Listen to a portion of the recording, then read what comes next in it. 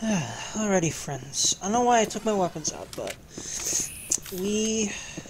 I think, can just go right on over. I don't know why that destination is there. Let me clear that. Right-click. There we go. Oh, okay. Right-click is set destination. Okay, so garage. Actually, we were going in the right direction. Funny. Very funny. We were going in the right direction. I thought I needed to go in the wrong one. Man, weather outside is frightful. Sadly, we have to go out there right now. Actually, no, not sadly. I like snow. I don't know if I'd like being in a blizzard, but I like snow, darn it. I mean, I know I wouldn't like being in a blizzard. I would like being in a blizzard. However, I wouldn't be as bothered as most people would, I think. Especially if I'm just driving in and it's not horrid. Like, it's not ultra dangerous to do so. Although it probably would be. It's a blizzard. Anyway, hello there. Lily Hyrax? I wonder if he pronounces his name Lilyrax? Lyrax sounds rather Turian male to me. Well, I guess I could say Turian, because there are no Turian females in this game. And I think there aren't any in Mass Effect 2 either. I'm pretty darn sure. But Mass Effect 3 has one in the DLC, and Mass Effect Andromeda has one as well, at least. Spectre, right? It's funny, because females are mentioned.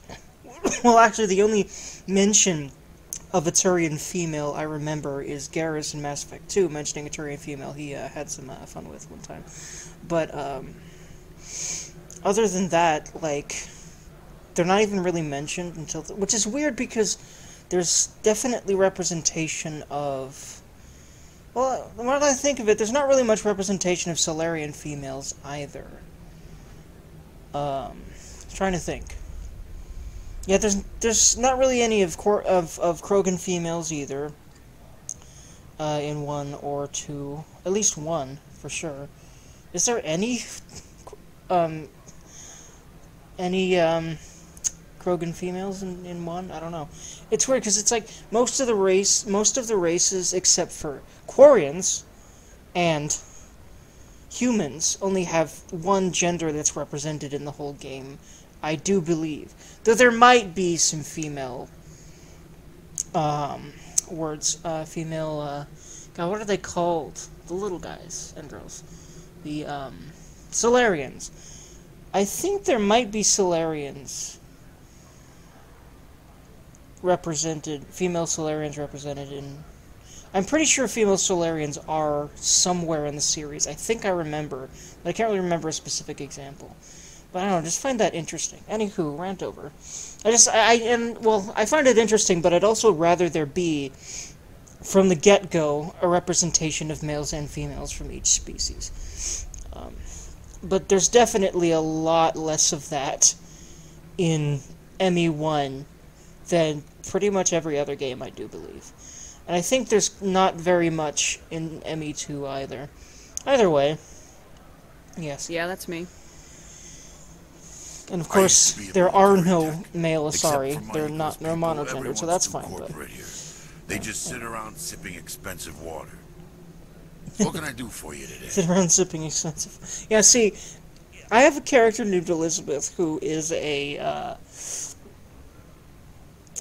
who is current, in the current canon of this universe I'm writing with some friends of mine. She is the she's the director of this Hunters Guild branch, and of monster hunters in sort of a modern setting. And in the past, she has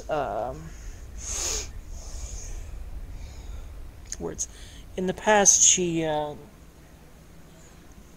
was a hunter herself, so she was out in the nitty-gritty, and now she's in this, this place where most of the people she has a lot of, contact with are people like her that are in a higher-up position, and there's no more of the rough and rugged hunter stuff, really, except for when she, talks to her employees, which is not often and usually just under business. Anyway, It just reminded me of that. And also, like, while we're here, I really feel like a lot of people are too worried about people stealing their ideas. Like, I feel like I should be an open book with the things in my brain, because what if someone takes that idea and puts it in something awesome, you know? And oftentimes, there's probably people that steal ideas and don't even realize they do it. They think they remember they thought of it themselves, but they may not have. They may have heard it from someone else. And you know what? I think that's fine. I think, honestly, the one to do something with an idea,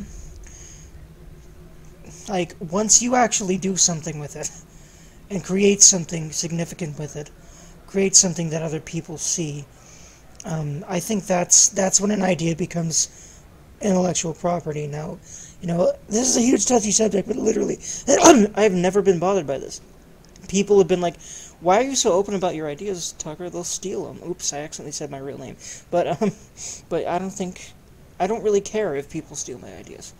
And if they use them for something that is good, then that's awesome to me. Like, shrug. Local news. You seem like you have an ear to the ground. What's happening around here? There's the problems up on Peak 15. Synthetics Insights was shut down by Ananias, and the matriarch came through. Need to leave this station. How can I get into the garage? You need a pass. You can get one from Ananias or the managers, if you can polish enough gizzard. Polish enough gizzard. I like that. Do you know where that matriarch is now? You looking for her? She took a shuttle to Peak 15 before we lost contact. What sort of problems are there at Peak 15? Don't know. There's a blizzard up there, but we've had those before. Never cut the satellite uplinks before. 15's always had a lousy reputation. Nobody talks about what they do there. And everyone sent up comes back a little quieter. That's terrifying, even. Well, we're about to figure out why people are like that, because we're about to go up there. People that come back there are so tight-lipped. What was that about synthetic insights? Scuttlebutt says Lord Keene was on the take. So Ananias shut down SI's offices. Quiet like, so no off-world lawyers come in on it.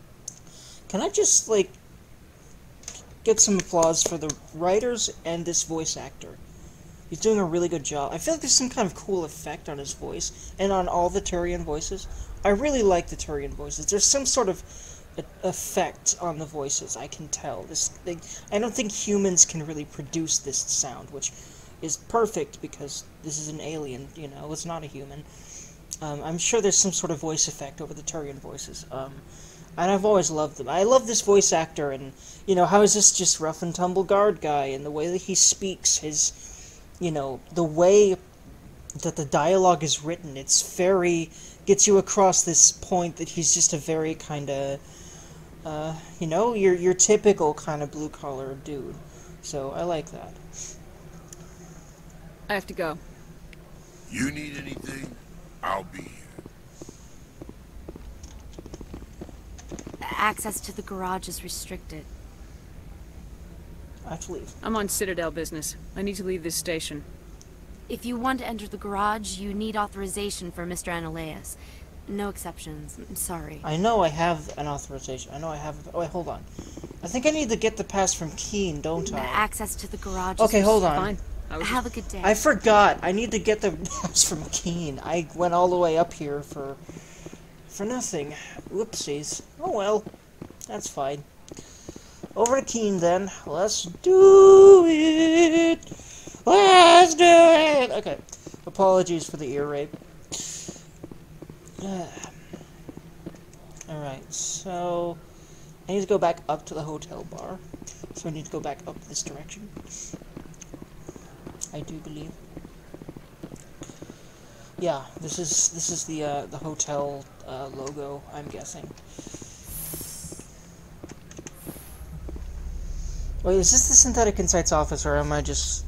Is it, like, I feel like that S probably means Synthetic Insights. Well, we'll see. Because that's just where the garage... Wait, I think this is Synthetic Insights, and I'm going... And that, the elevator I needed to go up to is the elevator that's on the way to the garage. So, whoopsie! And it makes sense that the elevator for people staying here is, you know, up to the hotel people are staying at is right next to the exit. Okay, this is the right room. Okay, good.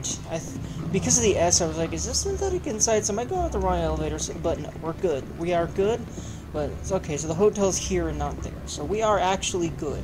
Hi, Gianna. Allow me to reintroduce myself. Parasini, Novaria Internal Affairs. Why is an internal affairs agent here? The executive board knows about Ananias' corruption. I've been undercover for 6 months. I want you to convince Keene to testify before the board. With his evidence, this planet can run profitably again. I need Keene's pass. I need Keene's garage pass to complete my mission. You help my investigation, I'll provide whatever you need. Favor for a favor. In the long run, it is better to remove the source of the problem. Look, Shepard, I don't like this either. You Spectres play fast and loose with the law. That's bad for business. All right. I'll talk to Keene and see if I can convince him. Thank you. You know where I work. Come talk to me once you know if he'll play ball.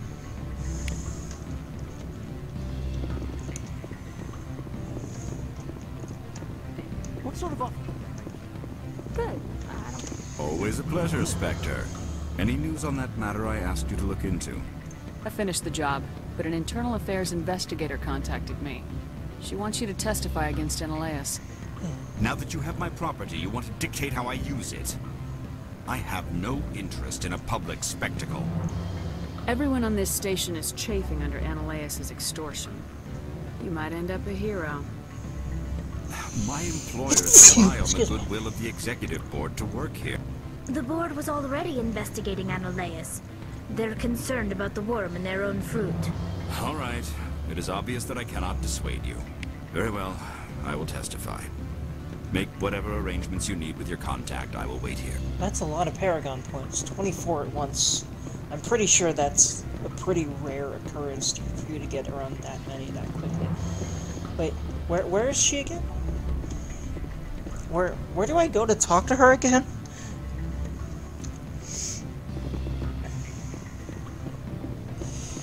I do not know where I go to talk to her again. Do I even talk to her again?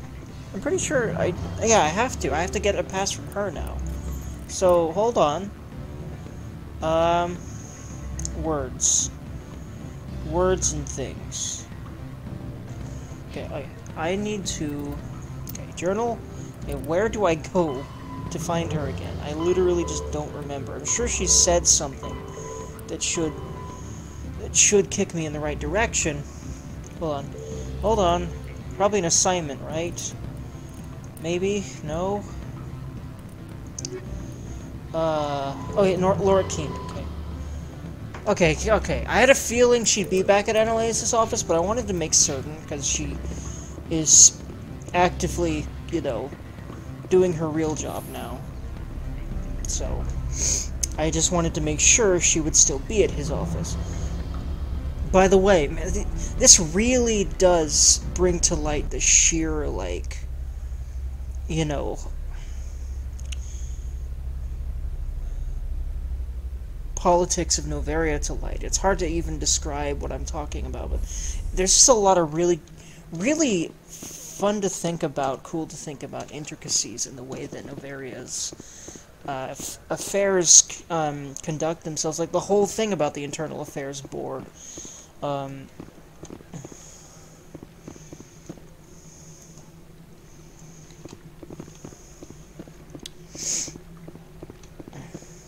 how they operate, and how a place that is basically supposed to be a place just for corporations to come and just do whatever they're going to do without governments interfering, which is scary as hell, to be entirely fair.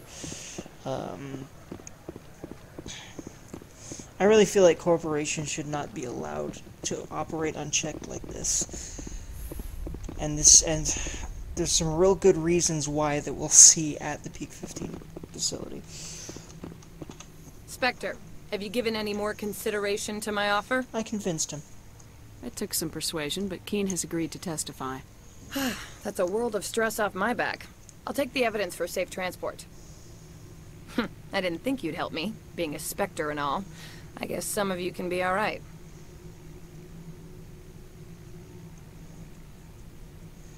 What about the garage? So, how about getting me into the garage? While you were working on Keen, I got you a garage pass. Perfect. Be careful up there. I have an arrest to make. Wish I had time to change into something easy to move in. I hate skirts. This is an outrage. I'll see that you never work in this sector again. Yeah, get a move on. You, Shepard! I demand you place this bitch under arrest. You have the right to remain silent. I wish to God you'd exercise it. See you around the galaxy, Commander. I owe you a beer. And you know what? She holds to that in Mass Effect 2, and I fucking love it. I love the attention to detail. Anyway.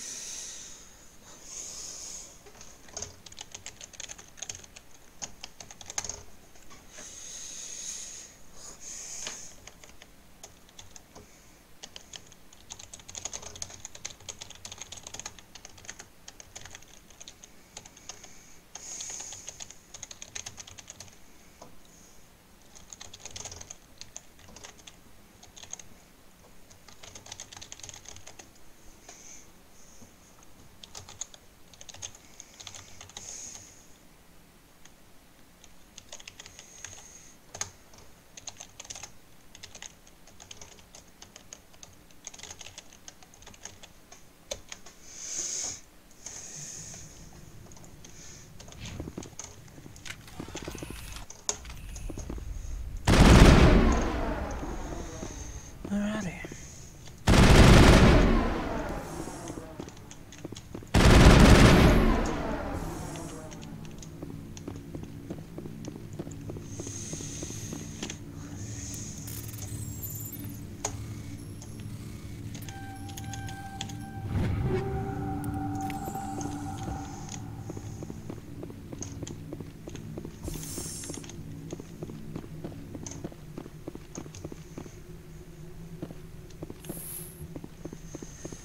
Alrighty.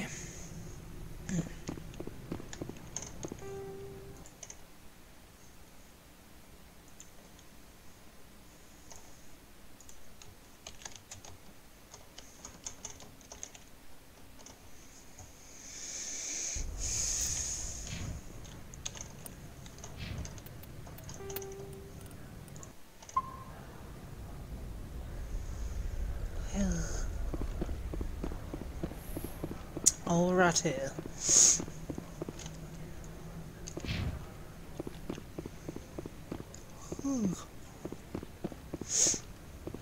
Let us get going to Peak 15 finally. Whoops, wrong direction. Whew. working on not wandering so much. This is just what I naturally tend to do while I play games. My mind will go in one direction that, you know... My mind will start wandering away from the game, basically, and I'll just kind of go on autopilot and just go in random directions and stuff. Working on making that less of a habit. Whew. Working on being more aware of what I'm doing in a game at any given time. I mean, because you know that's generally a good thing to work on in games, and general awareness is always something that I've struggled with a bit, and I think part of the reason I got really into video games is it's kind of a safe way to practice awareness, and it's also fun too, you know, of course, because video games are made to be fun, and not just fun. These narrative games are really inspiring to me. They're really emotionally gratifying to me, especially if there's a lot of player choice. They're really immersive. They really inspire me to create things like this series, and also they often inspire me to write things, and they put me in this flow place, and they just fucking make me happy, man. I love games. I love games so much. I went up to freaking Synthetic Insights, and I just realized I was doing that. What's hilarious is I was just talking about how I do this, and because I'm playing a game and talking at the same time, it's probably a little bit more of a thing than it was before, but hopefully, if not now, but in the future, my commentary will make up for any frustration any of y'all may or may not feel toward how much I bumble around.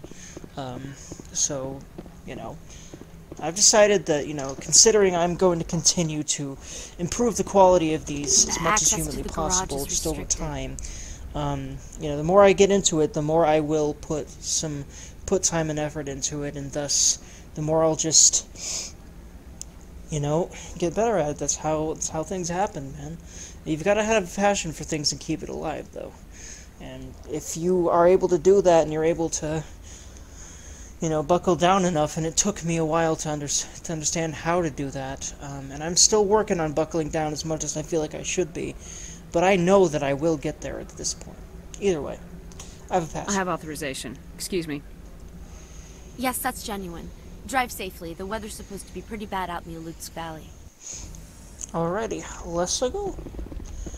By the way, it's not just the weather we've got to worry about. Not at all. We have these fuckers to worry about. Hello, Guess. How you doing? Ready to die? If not, too bad. I'd say these are what the matriarch had in the crates. Yeah, sounds about right.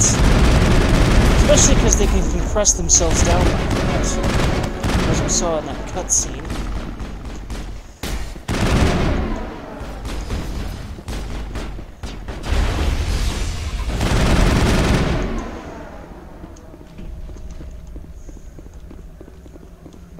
See, a lot of times, we don't hear that line. I don't know what that is. Y'all probably saw that subtitle. I'm glad I always have subtitles on, even if I'm not recording. Just because I like to see the words, just in case. And also, I know that I will talk over dialogue sometimes. I'm trying to do that less, but in the meantime, I still do it a lot, and I might do it again in the future, regardless of anything, because tangents are things I like to go on, and hopefully people will like my stuff for my commentary anyway, and that won't be a big deal, especially because I will never not have subtitles on. But regardless, I just find it interesting how, I swear I've heard her say that line before, but I think this is not even close to the first time that I saw the subtitles of that line that Captain Matsuo just said, but I did not hear her actually say it. I wonder if it was because I was so far into the room, like I was out of range to hear it or something. I wonder if it's a bug. Who knows? What did you do here, Commander? I defended myself. Me? I'm the victim here. The Geth attacked us. Geth, you expect me to... Where did they come from? Do you see the corpses? Guess, the matriarch They can't be anything but shipping Geth. container she arrived with. I don't believe that. We did thorough scans of those. There were no power sources, no element zero masses. If Benezia Sama's containers were packed with these things, there are many more out there. I wonder how they got all that past there. Because I know that they have to have some kind of power source. Anyway, how many more? I need numbers, Captain. A dozen? 100?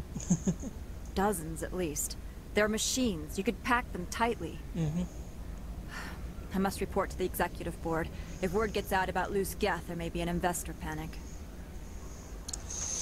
Well, yeah, that's the most important thing. Not, you know, people's lives and, you know, not, you know, releasing an alien race that could wipe out all life in the galaxy again. Oh, whoops, spoilers. Fuck Novaria and every company that operates on Novaria. Just absolutely fuck it. This is the kind of corruption that only leads to bad shit, even for the people that are making all the money. Eventually this shit cycles around back to them. There's nothing good that comes out of places like the places that operate in a way similar to Novaria. Because I know there has to be all sorts of absolutely morally abhorrent stuff corporations get away with in real life because of government payoffs and blah blah blah blah. I know there's subsidies and all sorts of other things that have led to a lot of deaths and a lot of environmental destruction and just fuck corporate anything ever. Anyway, now I'm sitting here playing something made by a corporation. I'm aware of that. And the thing is that I, as a consumer, did not do anything unethical. I don't think BioWare at this time did anything truly unethical. They didn't create all the technology, and apparently technology itself, computers and stuff, are kind of bad for the environment themselves, but, I mean, it's just such a weird, morally gray thing. Because this technology is used by everyone anymore. You know, like, it's really weird to think and talk about this stuff, but I think the conversation needs to be had, and being aware of it is important, even if you're not going to do anything. IMO, even if you know that you're not going to just stop using computers. Like, I don't know. I think it's good to be conscious of the things that are going on, even if, you know, because one person can't do anything about what's going on, but I'm sure that a lot of people working together can really reduce the environmental impact that we have, in some ways at least. You know, maybe not eliminate it, probably not eliminate it, and probably not stop Earth going in this direction of just inevitable collapse within the next, I don't know, 2,000 years or so, or, you know, maybe less or more than that. Probably more, I'd say. In fact, I'm pretty sure that a lot of people saying all sorts of drastic things are just, like, a little bit exaggerating, if not a lot of it exaggerating. But still, you know, things like ice glaciers melting, and ozone layer, Taking damage. and the ozone layer fading, it's very clear that we're having a negative impact on our Earth.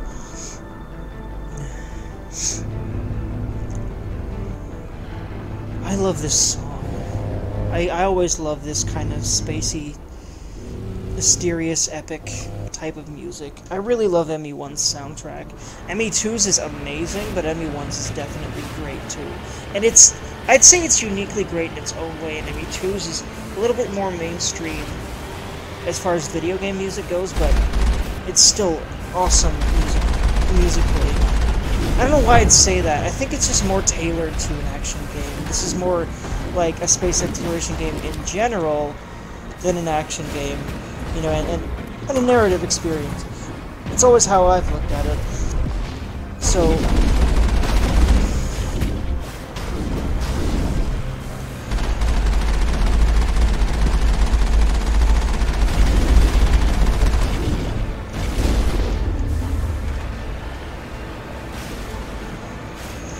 So, I really feel like the soundtrack fits really well, because they really banked on the, you know, the wonder factor in this game.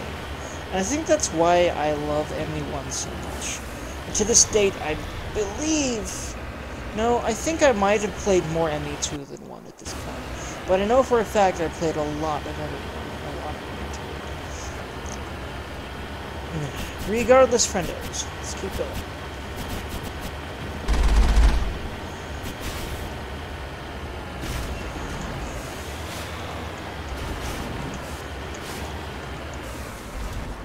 Okay, looks like I cannot save right now.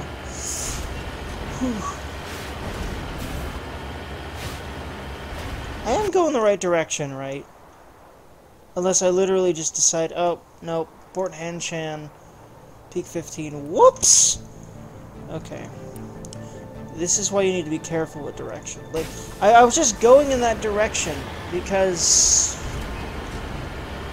I saw the arrow, and normally arrows are set by the game in more modern games. So, oh well, whoopsie. I might cut this out if I remember to edit, because I've said several times I'm going to cut things out, but didn't really want to sit down and watch my whole clip.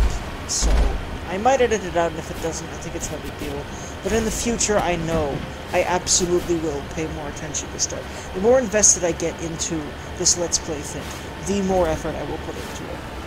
I just need to prove to myself first that I can be consistent about this. And then my brain will be like, okay, now I can worry about details. That's normally how I work. Because I'm afraid at first that I won't be able to keep up with something, so what's the point of putting a lot of effort into everything? Because I have ADHD. Finishing things has been a challenge, and it's a little less than one now, but it's still a challenge for me. But if you think about it in the same way that you'd think of a video game challenge, any life challenge becomes more rational. It becomes less emotional, it becomes less of an obstacle and more of just a puzzle, like a game challenge is. And think of any challenge as an obstacle is something I think humans as a whole need to be taught how to do that, how to look at every challenge as a puzzle instead of an obstacle, every single one, and to move away from negative thinking, to move away from that kind of thing, because that helped us when we were primitive. We have not been primitive for a long time, but we still rely on a lot of primitive instincts that we need to work actively to evolve out of. We need to consciously work to evolve our individual selves out of it, and more than likely, in the future, we will naturally tend more toward those sorts of things, I would imagine, because life and humans are amazing. And all I know is that, well, I've been able to get to move away from a lot of old tendencies I've had, and I am enjoying my life far much more than I was a year or two ago, and I have about the same life that I did there. On the outside, but I'm doing a lot more of what I actually want to do. I'm happier. I'm more focused on things that I enjoy. I have better relationships with people. I have a better relationship with myself. I'm not as negative in general. I don't suffer near as much. At one point, I will never suffer at all. In fact, I don't suffer the same way I did. It doesn't feel like a bad thing. It feels like, okay, so there's negative emotion. What do I do about it? How can I do this? Because I know, maybe I just need to wait for things to pass and, understand, or maybe I can do something that will help me feel better right now. What do I need to do? How can I do this without hurting other people? And the more that you work on asking yourself these questions and acting accordingly, the better life becomes. It's that simple. But the thing is you need to go through the work, which isn't quite so simple, to understand how simple you can make your life. It's a very interesting process.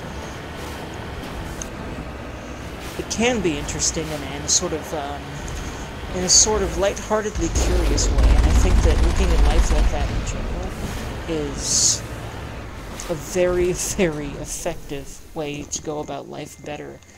The same life the same circumstances. Just, you live better regardless, because a lot of how you're feeling is mental, a lot more than a lot of people understand. Anyway.